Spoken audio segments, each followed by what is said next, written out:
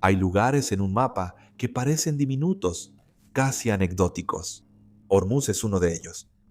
Un estrecho entre Irán y Omán en la entrada del Golfo, una franja de agua estrecha que conecta el Golfo Pérsico con el Golfo de Omán y luego con el Océano Índico.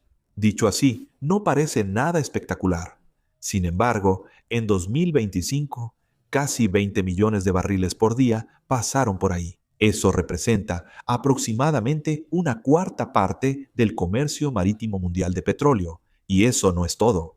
Casi una quinta parte del comercio mundial de gas natural licuado también pasa por ahí, principalmente desde Qatar y los Emiratos Árabes Unidos. Hoy en día, mientras las tensiones en torno al estrecho de Hormuz se han endurecido nuevamente, con conversaciones entre Estados Unidos e Irán anunciadas y luego cuestionadas, restricciones de tránsito y una crisis abierta sobre la navegación, la cuestión ya no es solo regional. La cuestión central es mucho más amplia. ¿Cómo pudo el mundo volverse tan dependiente de un paso tan estrecho? La cuestión no es tanto saber si Irán puede controlar el estrecho eternamente. Probablemente ese no sea el tema. El verdadero tema es que no necesita cerrarlo de manera permanente para provocar un impacto mundial. Basta con perturbar, intimidar, aumentar el riesgo, hacer subir el seguro, bloquear a los armadores, desorganizar los flujos. En un mundo tenso, eso ya es suficiente para sacudir los precios, la logística y la política. Lo que primero hay que entender es la desproporción. En su punto más estrecho, el estrecho de Hormuz tiene solo unos 54 kilómetros de ancho y los barcos no disponen de todo ese espacio. Los canales navegables tienen solo unas 2 millas náuticas, es decir, aproximadamente 3.7 kilómetros en cada dirección, separados por una zona de amortiguamiento de tamaño similar. En otras palabras, una parte esencial de la economía mundial circula por un corredor extremadamente estrecho. Por eso, Hormuz es un punto de estrangulamiento, un cuello de botella. El término parece técnico, pero no lo es. Expresa algo muy sencillo, que un flujo vital depende de un solo paso, y ese paso se convierte en una palanca de poder. El mundo moderno gusta de hablar de redes, de fluidez, de globalización, pero en el fondo sigue dependiendo de unas cuantas puertas. Hormuz es una de las más importantes. Y aquí es donde aparece la paradoja. Mientras más globalizados son los intercambios, más estratégicos se vuelven ciertos puntos. La fluidez global no elimina los bloqueos, los hace más valiosos. Entonces, ¿por qué Irán importa tanto aquí? Porque en Hormuz el poder no se mide solo en PIB o en tonelaje naval global. Se mide en geografía. Irán no es la primera potencia económica del mundo, tampoco es la primera marina del mundo. Y sin embargo, en este escenario específico, tiene una ventaja importante: la proximidad, la profundidad costera, el relieve, la capacidad de amenazar los accesos, de saturar el estrecho con medios asimétricos, a jugar más con el miedo que con la conquista. Eso es lo que ya vemos en la crisis actual, donde Teherán refuerza su control, cuestiona la libertad de paso y utiliza Hormuz como palanca en su pulso con Washington. Hay que ser claros, Irán no necesita poseer jurídicamente el estrecho para tener influencia sobre él. El derecho marítimo prevé un principio de paso en tránsito para los estrechos internacionales, aunque ni Irán ni Estados Unidos han ratificado la Convención de Montego Bay. Pero en este tipo de crisis, la ley solo vale mientras pueda ser garantizada. Y cuando un paso se vuelve peligroso, lo que importa no es tanto el texto como el riesgo real que asumen los armadores, los aseguradores y los estados. La pregunta no es solo ¿quién tiene el derecho? La pregunta es ¿quién puede aumentar el costo del paso hasta el punto de hacer que la libertad teórica sea inútil? Eso es exactamente lo que ha sucedido en las últimas semanas.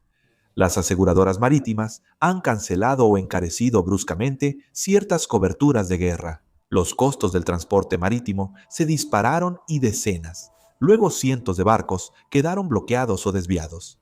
Una vez más, lo que está en juego no es solo militar, también es financiero, jurídico y psicológico.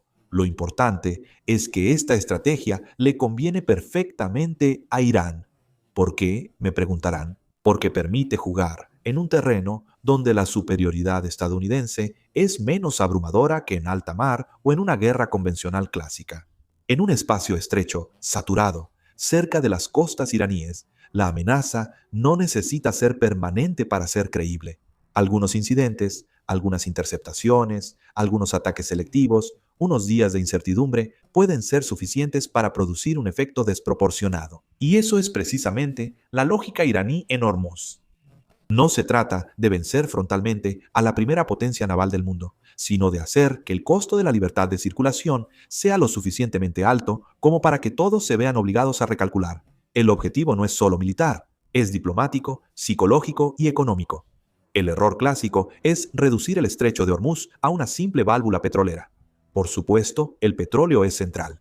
Aproximadamente 20 millones de barriles por día en 2025, es decir, un volumen colosal para un solo punto de paso.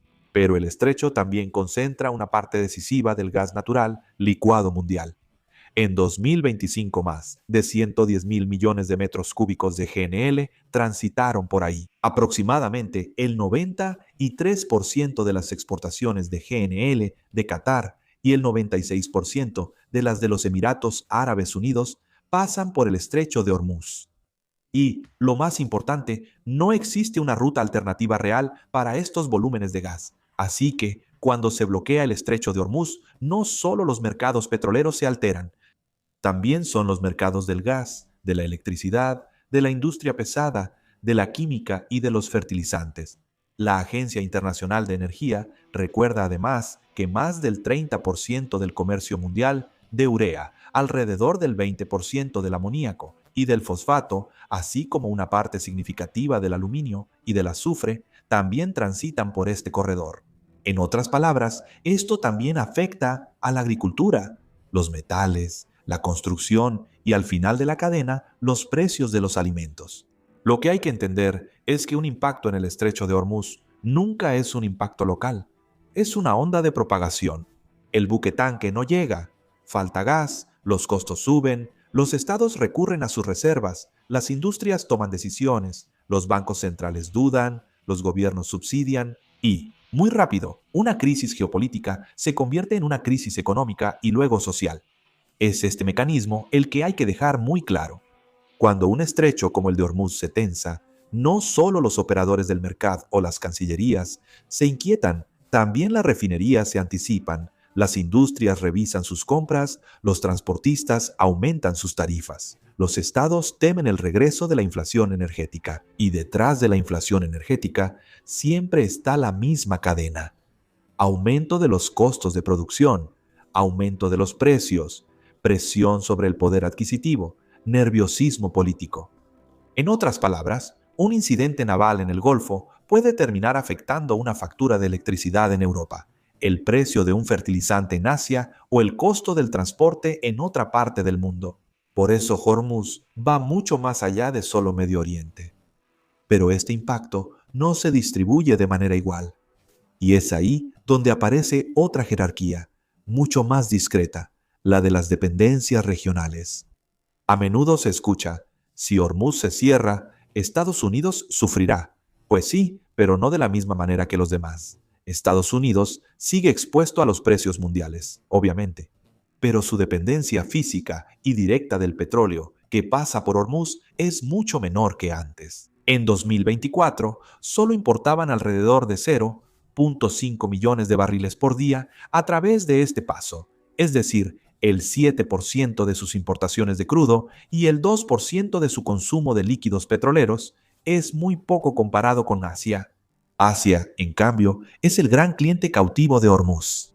En 2024 aproximadamente, el 84% del crudo y los condensados que transitaban por el estrecho tenían como destino los mercados asiáticos. En 2025, según la AI, el 80% de los flujos de petróleo y productos petroleros que pasaban por Hormuz estaban destinados a Asia. Y China, así como India, recibían por sí solas el 44% de las exportaciones de crudo que transitaban por el estrecho.